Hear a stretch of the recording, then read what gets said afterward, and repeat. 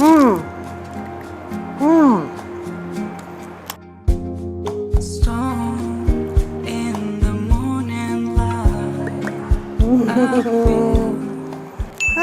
Томоко байна.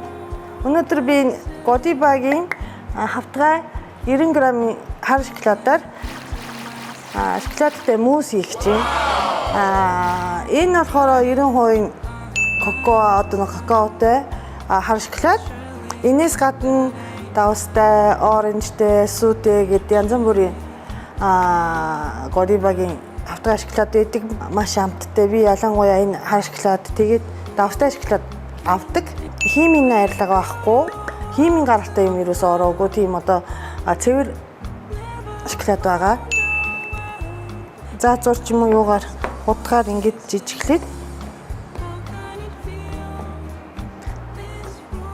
250 мл сүү хийгээд халаанд 20 г бас мөн Godiva-гийн какао нунтаг байгаа. Энд халуун усыг нэг 30 мл орчим хийгээд зуураад ич. Хөлийн усан дотор энэ желатиныг 8 г, цүн крем нь 200 мл орчим хийнэ.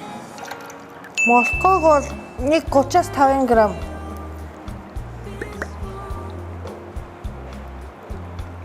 Миний гар нь бараг энэ шоколаднаас ялгахдаггүй болчихжээ.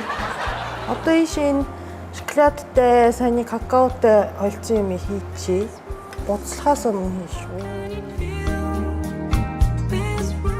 Энэ нөгөө чихэр багтай шоколад болохоор бүрэн хайлахгүй жаахан юм ширхэх нь үлддэм билээ. Тэгээ сайн усанд твтээсэн желатиныг хийгээд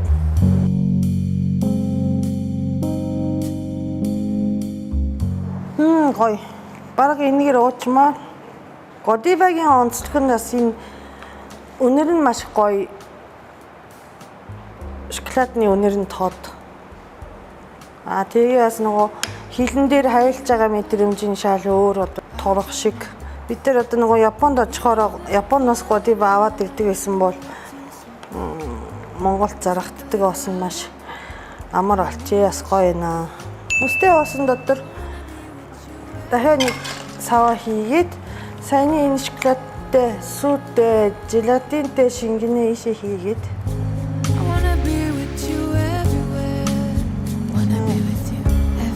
шууж ерөнхийдөө хурж одоо халуун биш болох юм бол болчаа шүү. Энэ цаасыг дэвсгээд сүлд авахад амар идэм лээ. Хэлбэрээ хөрөгч рүү хийгээд нэг будын шүн орой 8 цаг тийсэн бол өглөө 8 цаг хүртэл хөрөгчөнд хийгээрээ.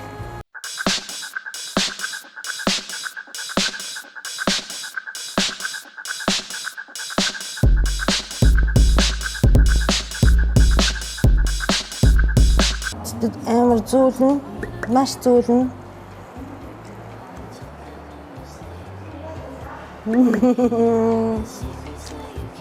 Хар шоколадны амт тод байгаа хэрнээ гашуун биш зөөлөн амттай маш гоё юм байна.